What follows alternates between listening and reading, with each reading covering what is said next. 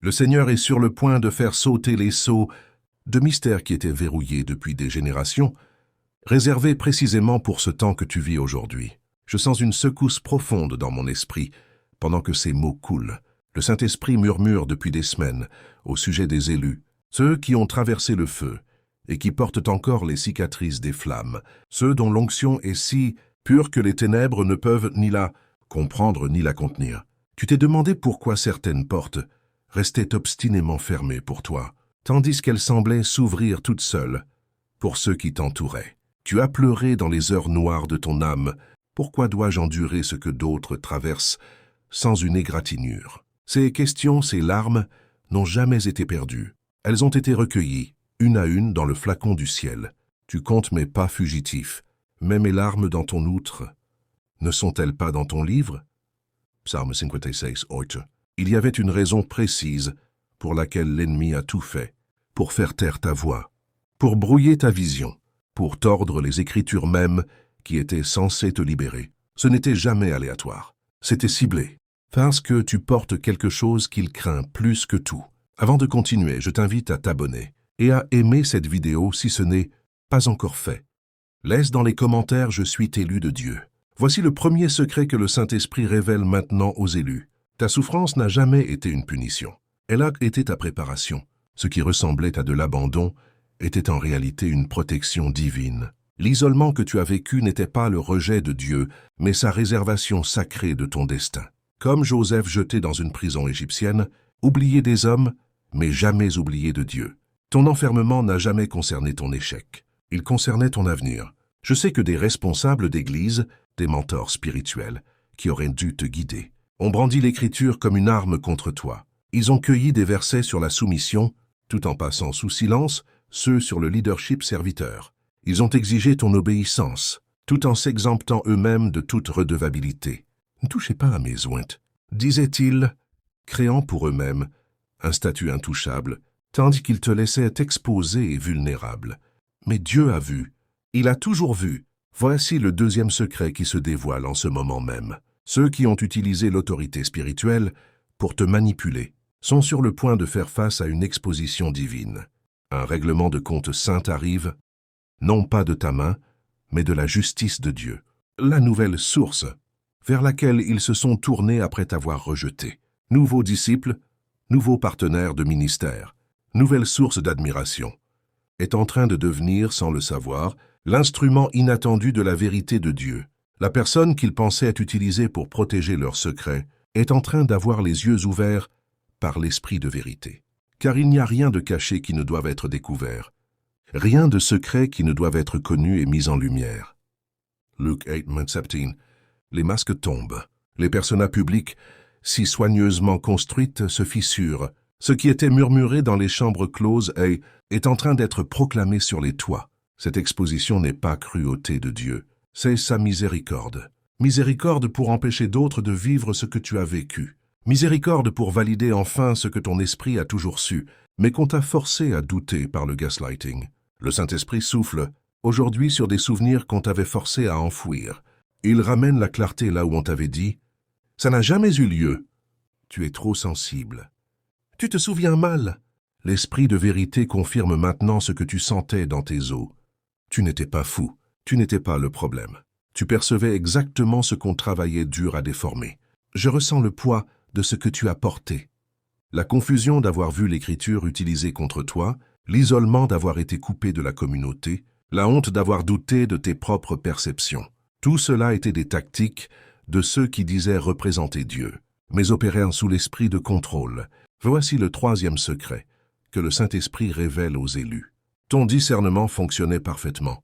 Quand il te mettait mal à l'aise en présence de certains leaders ou dans certains environnements spirituels. Ce malaise qu'on a qualifié de rébellion, d'esprit critique, était en réalité le Saint-Esprit qui te protégeait d'une tromperie plus profonde. Comme Élie qui reconnut le Seigneur, non dans le tremblement de terre ni dans le feu, mais dans le murmure d'une brise légère, tu percevais la vérité dans ce savoir tranquille que d'autres essayaient d'étouffer sous des certitudes tonitruantes. Bien-aimé, ne croyez pas tout esprit, mais éprouvez les esprits pour savoir s'ils sont de Dieu. Tatin. 1 Jean 4:1. Ton épreuve des esprits n'était pas un manque de foi, C'était la fidélité la plus pure à l'esprit de vérité qui vit en toi. Les contradictions que tu remarquais entre les paroles et les actes, entre l'enseignement public et le comportement privé, n'étaient pas le signe d'un esprit critique, mais la preuve que ta vision spirituelle fonctionnait exactement comme Dieu l'avait conçu. Et voici le quatrième secret, peut-être le plus puissant de tous. Ta voix, ce qu'ils ont tout fait pour faire taire, porte une autorité qu'ils ressentaient mais ne pouvaient pas contrôler. C'est pourquoi ils ont travaillé si dur à te discréditer, à t'isoler, à faire douter les autres de ta stabilité ou de ta spiritualité. Comme David, dont l'onction menaçait Saül, bien avant qu'il ne prenne le moindre trône. L'appel sur ta vie déclenchait l'insécurité. Chez ceux dont la position reposait sur la loyauté aveugle plutôt que sur l'intégrité. Le love bombing suivi de punition. L'acceptation conditionnelle. La distorsion de l'écriture pour exiger l'obéissance plutôt que d'inviter à la transformation. Tout cela n'était que des tentatives désespérées de domestiquer ce qui ne peut pas être domestiqué. Ton authenticité menaçait leur performance. Tes questions exposaient la fragilité de leur certitude. Ta fin d'une rencontre réelle avec Dieu révélait le vide de leurs formules religieuses. En ce moment même, Dieu coupe les cordes qui étaient nouées autour de ton esprit.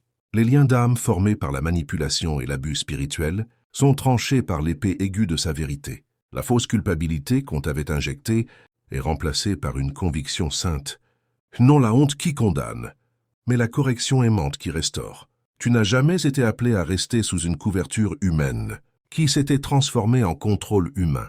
Tu as été appelé à marcher directement sous le ciel ouvert, guidé par l'Esprit, sans intermédiaires humains, qui prétendraient détenir l'accès exclusif à la voix de Dieu pour ta vie. La saison du silence et de l'endurance forcée est en train de basculer vers une saison de sainte récupération.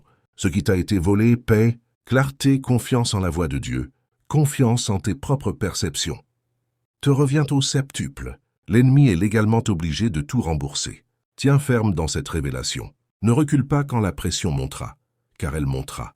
Quand Dieu commence à exposer la manipulation, ceux qui manipulaient ne lâcheront pas facilement le contrôle. Ils te qualifieront de diviseur, de rebelle, de blessé, d'instable, n'importe quoi pour discréditer ce que Dieu révèle à travers toi. Mais toi, élu de Dieu, tu n'es pas défini par ce qu'ils t'ont fait, mais par ce que Dieu est en train de restaurer en toi. Ton identité n'a jamais résidé dans leur approbation, mais dans son amour immuable. Ton appel n'a jamais dépendu de leur plateforme, mais de son dessein éternel. Les secrets de l'Éternel sont pour ceux qui le craignent. Et toi, malgré tout ce qu'on t'a dit pour te faire douter, tu as gardé cette crainte sainte, ce respect profond qui refuse d'adorer la créature à la place du Créateur. C'est ta justification. C'est ton heure de voir clair là où on voulait t'aveugler. Déclare-le maintenant dans les commentaires. Mon discernement est une protection divine. Que cette communauté sache que tu réclames la vérité qui brise les chaînes aujourd'hui. Les fleuves de révélation coulent plus fort. Je sens l'esprit planer au-dessus des lieux profonds de ton cœur. Ces pièces scellées par le trauma, ces chambres où des souvenirs ont été enfermés parce qu'ils étaient trop douloureux à affronter. Ces espaces verrouillés sont précisément là où ta plus grande liberté t'attend. Voici le cinquième secret qui se dévoile maintenant. Ce qu'ils ont appelé ta faiblesse était en réalité ton intégrité qui refusait de se compromettre.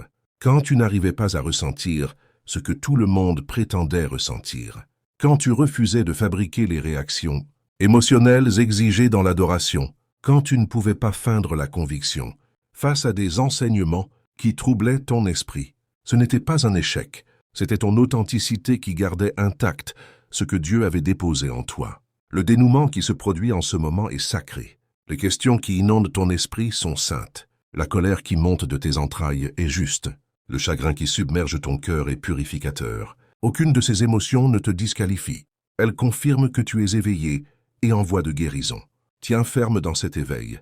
Quand ils tenteront de te ramener en arrière avec la peur, le devoir ou la culpabilité, reconnais ces chaînes familières et refuse-les catégoriquement.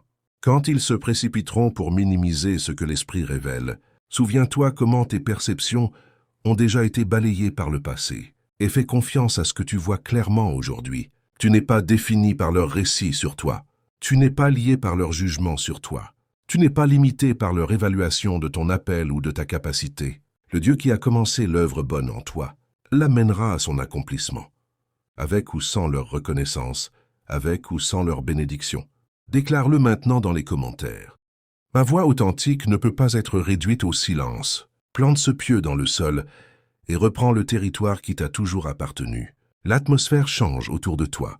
Le sens-tu, le brouillard lourd de confusion qui obscurcissait ta vision spirituelle, est balayé par le vent puissant de l'esprit. La clarté se lève comme la première lumière, après la nuit la plus longue. J'ai marché là où tu marches. J'ai senti le sol se dérober sous mes pieds quand les révélations ont fracassé ce que je croyais solide. Le vertige que tu ressens n'est pas faiblesse, c'est réveil. Tes sens spirituels, longtemps étouffés par la manipulation, se réactivent avec une acuité nouvelle. Voici le 6e secret qui se dévoile au choisi. Les expériences conçues pour te détruire sont au contraire équipées d'une autorité spirituelle unique. Tes blessures, autrefois source de honte, deviennent des puits de compassion dont d'autres boiront profondément. Comme la Samaritaine dont le passé brisé est devenu un témoignage irrésistible, ton histoire de manipulation et de délivrance conduira beaucoup d'âmes à l'eau vive. Ils n'ont jamais compris que te briser ne te ferait pas taire. Ça ne ferait que changer le son de ta voix. Un vase doit être brisé pour que son parfum emplisse la pièce. Ta brisure libère une fragrance authentique du Christ que la performance religieuse n'a jamais pu produire. Nous avons ce trésor dans des vases d'argile, afin que cette puissance extraordinaire soit de Dieu et non de nous. 1 Corinthiens 4:7. Voici le 7e secret que le Saint-Esprit révèle. Ta confusion n'était pas un échec de discernement, mais la réaction honnête à une communication malhonnête. Comme quelqu'un qui tente de résoudre un puzzle truqué, tu ne pouvais pas donner de sens à leurs paroles, parce qu'elles étaient conçues pour cacher plutôt que révéler la vérité. Le problème n'a jamais été ta perception, c'était leur tromperie. Les schémas étaient reconnaissables. Love bombing suivi de retrait glacial, louange publique et critique privée, application sélective de l'écriture, isolement de ceux qui osaient questionner, réécriture de l'histoire quand on les confrontait, report de la faute sur les victimes, revendication d'autorité divine pour des décisions humaines. Ce n'étaient pas des comportements aléatoires, c'étaient des tactiques calculées. Et maintenant ceux qui ont participé à ce système, manipulateurs principaux ou complices silencieux, font face à un règlement de compte divin, non parce que Dieu est vindicatif, mais parce qu'il est miséricordieux. Leur exposition est leur chance de se repentir. Leur malaise est leur invitation à la transformation véritable. Observe bien. La vraie repentance produit un changement durable, pas seulement des ajustements temporaires pour éviter les conséquences. Les vrais bergers pleureront le mal qu'ils ont causé. Les loups ne feront que regretter d'avoir perdu le contrôle. Voici le 8e secret. Ta capacité à pardonner deviendra ta plus grande protection. Non parce que cela excuse ce qui s'est passé, mais parce que cela empêche l'amertume de corrompre ta clarté, nouvellement retrouvée. Pardonner ne signifie pas faire confiance à ceux qui n'ont pas changé, ni rester dans des environnements toxiques. Cela signifie abandonner ton droit à la vengeance, pour recevoir ton droit à la restauration complète. Veiller à ce que personne ne se prive de la grâce de Dieu, et qu'aucune racine d'amertume, poussant des rejetons, ne cause du trouble et ne souille beaucoup de gens. Hébreux 12:15. Voici le 9e secret. Ton identité n'a jamais résidé dans leur système. Elle a toujours été cachée avec Christ en Dieu. Ce qui ressemble à une perte de toi-même est en réalité la découverte du toi authentique que Dieu a créé avant que les agendas humains ne le déforment. Quand il se posait en intermédiaires obligatoires entre toi et Dieu, il contredisait la promesse de Jésus. Le Saint-Esprit te conduirait dans toute la vérité. Quand il déchirait le voile du temple, c'était pour que tu aies un accès direct au Père, par Christ seul. Voici le 10e secret. Les dons spirituels qu'ils ont tenté de contrôler en toi, discernement, prophétie, enseignement, sagesse, guérison, sont en train d'être rallumés par le souffle de l'Esprit, purifiés, amplifiés, libérés de leurs filtres et de leurs limitations. Et voici les derniers secrets, les plus puissants de tous. Ta voix porte un son capable de faire tomber des forteresses religieuses, parce que tu as connu à la fois la captivité et la délivrance. Ton témoignage créera une résonance chez ceux qui sont encore prisonniers de systèmes semblables, réveillant en eux leurs propres questions étouffées.